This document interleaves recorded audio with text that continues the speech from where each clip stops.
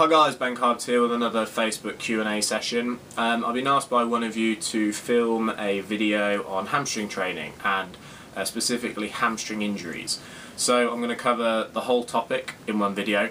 I'm going to put a lot of information into it, so if you don't understand any of it, please feel free to ask. I prefer to do an overly detailed video which kind of provokes questions than do something which is a little bit wishy-washy, which less people learn from.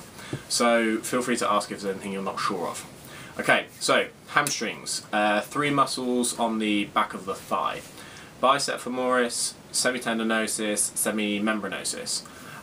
They attach at something called the ischial tuberosity. So if you've got the buttock here, the ischial tuberosity is just underneath. All three attach there, run down and then attach below the knee. Bicep femoris to the lateral side or the outside, and the semimembranosus, semitendinosus to the medial side. You also have short head of the bicep femoris which attaches halfway up the femur. So the majority of which they're essentially the same length apart from that one shorter muscle. So because they act on the hip and the knee because of the length, the two main actions of the hamstring in what's called a sagittal plane, which is this direction, are knee flexion, like a leg curl exercise, and hip extension, such as good morning, straight leg deadlift. So hip extension and then knee flexion exercises. Hope that makes sense. So hamstring training. Some people say leg curls are not functional exercises because when would you ever lie down and lift your heel towards your buttocks? I understand what they're doing, and honestly I think it's a little bit pedantic, because you could say that with the majority of exercises, like for squats, when are you ever going to have 150 kilos on your back in real life? So I understand what they mean, but leg curls for most people are used as a hypertrophy exercises. As a hypertrophy exercise.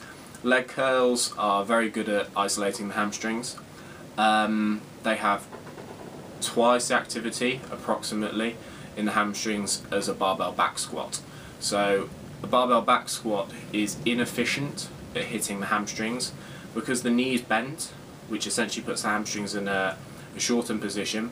The glutes are the prime hip extensor for a back squat. So leg curls and straight leg deadlifts are very good exercises for hitting the hamstrings where something like a back squat would fall short. The other benefit of leg curls is it's very easy for you to assess strength discrepancies between the two legs. So if you're doing straight leg deadlifts, for example, single leg, balance and stability are big issues. Whereas with a leg curl, it's very easy, say for example if you were my client, for me to put you on a leg curl machine and assess strength discrepancies between your right and your left leg.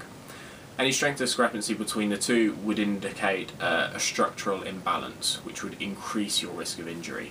So leg curls for me are a useful tool. I don't think people should discount them just because they're not functional. I think they're using the term functional in a little bit of a pedantic manner.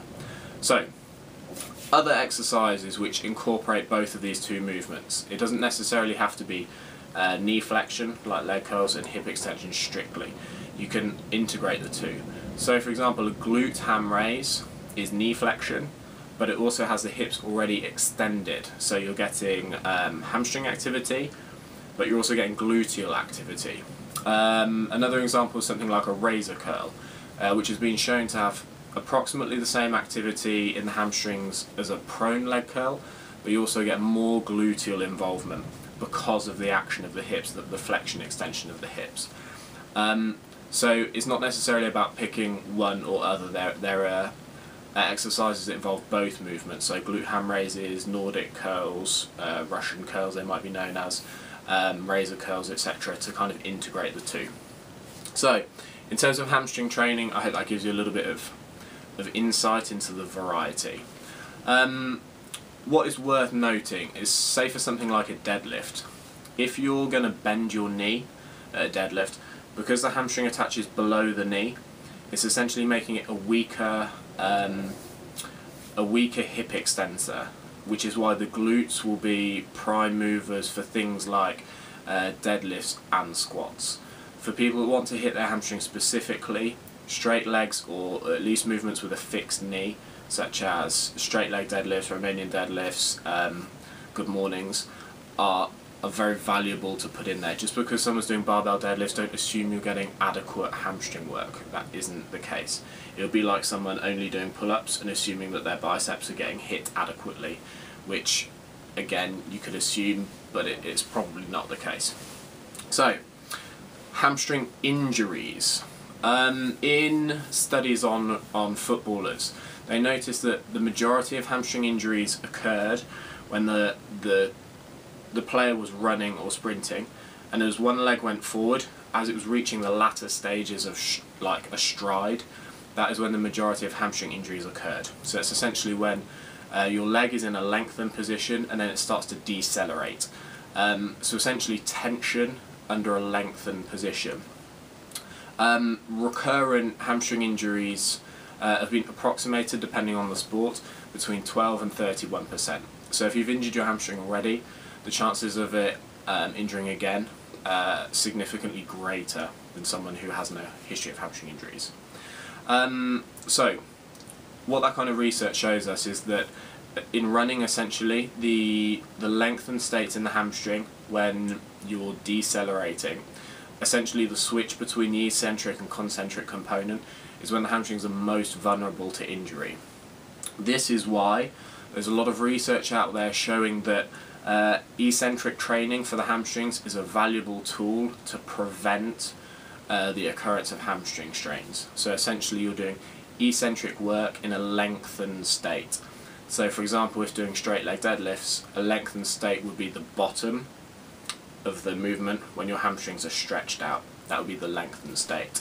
So in terms of hamstring, preventing hamstring injuries, eccentric components of the lifts can be a very, very useful tool, and in terms of the research, it appears to be the most valuable tool that is studied.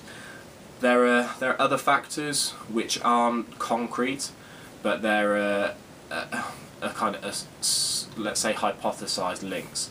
So for example, strength deficit could be a cause of hamstring injuries. Quadricep to hamstring strength ratio has been looked at as a possible factor to hamstring injuries, but definitely not something which is definitive. Pelvic tilt, so if someone's got poor posture, is another hypothesized one. Muscular fatigue, say towards the end of a game, is again another proposed one, but there's nothing that is absolutely definitive. These are just proposed mechanisms which could be an issue. So say you were my client and we were looking at preventing hamstring injuries, eccentric training would be something that I would make sure we have as a high priority on the list. Structural balance, so quadricep to hamstring strength ratio would be worth looking at. Bilateral strength asymmetries are very important. So if you've got one leg that's stronger than the other, whether it's in hip extension or knee flexion, that's something that's definitely worth looking at. So most people know if they've got one bicep stronger than the other, but how many people do unilateral hamstring training to know whether you've got one hamstring stronger or weaker than the other? It's a valuable tool, and you might be surprised when you give it a go to see what the differences are. So that basically concludes the video. I hope it's been helpful. If you've got any questions, please post them on my Facebook page, which is Ben Carpenter Personal Training, or on my Twitter page, which is BDC Carpenter. And stay tuned for the next video. Thank you.